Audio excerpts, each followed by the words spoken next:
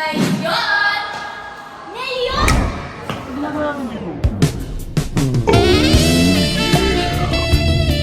Ha? Bibili mo na ba? Hindi, joke lang. Dapat nakaraan tayo para mag-budget ng pera. Aray! Ay, may camera pala! So, ang first tip natin ay create a simple budget. So, paano nga ba mag-create ng simple budget? Pwede tayong gumamit ng notebook or free apps like Money Manager or Spender. Sa pamamagitan ng pag-create ng simple budget, pwede nating matrack kung ilan ang nare-receive at nagagastos natin.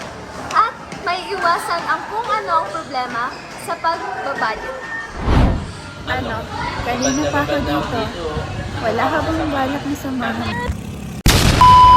Ay, camera na naman. Ano ba yan? Hi Maxations, my name is Kyle. And today, ituturo ko sa inyo ang budget tip number 2, which is avoid impulse buying. So, paano nga ba tayo makakaiwas sa impulse buying? Ang masasuggest ko is, kapag may gusto kang bilhin, stop ka muna at tanungin mo kung sarili mo kung kailangan mo nga ba nito. And maghintay ka siguro mga 1 to 2 days bago mo siya bilhin. Sa ganitong paraan, masigurado ka sa bibili mo iwas gastos na hindi naman kailangan. Nakakatulong din ito para maging stable ang finances mo. Hello Maxations! For our third budget tip, save a small saving goal. Ito ay ginagawa kapag kailangan mong mag-ipon, kaya siguraduhin mo kapag magastos ka sa araw, may matitira ka, gaya lamang ng kahit 20 pesos or 50. So at the end of the week, reward yourself a little and save the rest. Remember, save a little today, enjoy a lot tomorrow. Budget tip number 4, bring your own food. Home cooked meals are cheaper and much healthier, and avoid daily spending on time, snacks, or fast food. Kina nga yan! So once again, Nainlan, sana may natutunan kayo sa budget vlog namin ngayong araw.